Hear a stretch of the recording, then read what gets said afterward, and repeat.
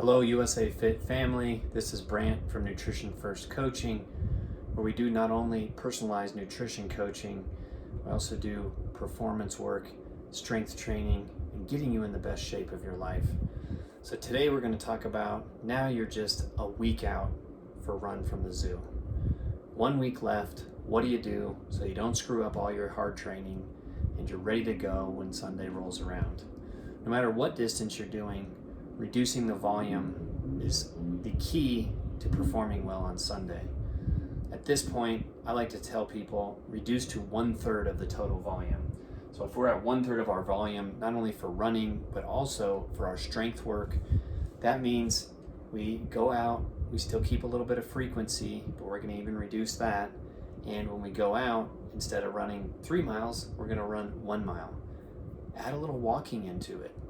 This is when you have extra time now. You can add some stretching, you can add some recovery work, you can add some soft tissue work. This is where it all comes out to just move and recover 3 to 5 days out from the race. Some people like to maintain a little bit of volume 3 days out. I found that if I shut everything down pretty much 72 hours out, just go really easy, walk a little, stretch a little, man, I felt amazing come race morning. In terms of your strength work, back to our 3 sets of 10 example, you're literally just gonna go in, warm up the movements, you're gonna do 1 set, and you're only gonna do that once this week.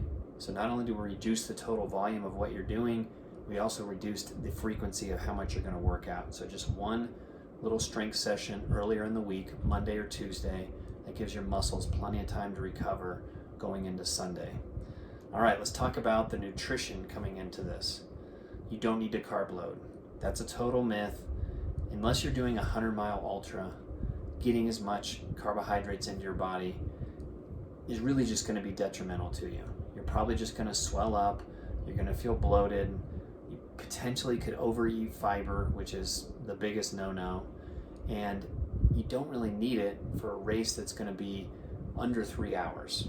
You know, it's gotta be multiple hours of racing to really have this even come into effect. And then it's just about what you're doing during the race and how you're fueling during the race. So there's absolutely no need to carb load. What you're gonna do in this week leading up to the race is you're gonna look at your protein, you're gonna keep it at 0.8 to 1 gram per pound of body weight, depending on how much protein you typically eat. If you don't know what that means for you, you're a 150-pound person, you're probably at 100-ish grams of protein to 125.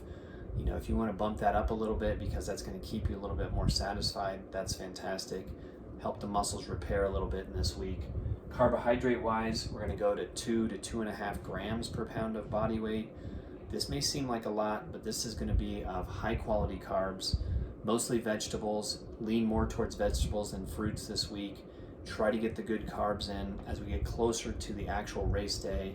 Friday, start backing off on the fiber. Saturday, very little to no fiber and just more fruit in that regard, but the lower fiber fruits, and there's no need to carb load. I'm just going to repeat that one more time. No need to carb load. What you are going to really concentrate on is watching total calories. Now you've reduced your total energy expenditure significantly, so you don't need that many calories. You don't need as much as you were doing before. This could be as simple as like, I'm gonna eliminate one of the snacks, or I'm gonna eliminate the serving size of breakfast and lunch, and that's gonna really set me up to not gain weight over this week. Get on the scale, know what your weight is, make sure it's not gonna go up by 2 or 3 pounds this week because you're eating so much more, but you're not really expending the calories like you usually do. And then the last thing I'm gonna say is hydrate. Hydrate a lot, hydrate all the time, keep a bottle with you. Even a little bit of salts in there would be good. Make sure your body's ready to go, your tissue's nice and hydrated, and you'll be set up going into the race. Next week's video, we're going to talk about going into actual last 72 hours of the race and overall the nutrition you need, what you want to do in terms of hydration, and even some strategies going into the race. All right, have a great week. Follow some of these tips. Get yourself set up for a great Run for the Zoo.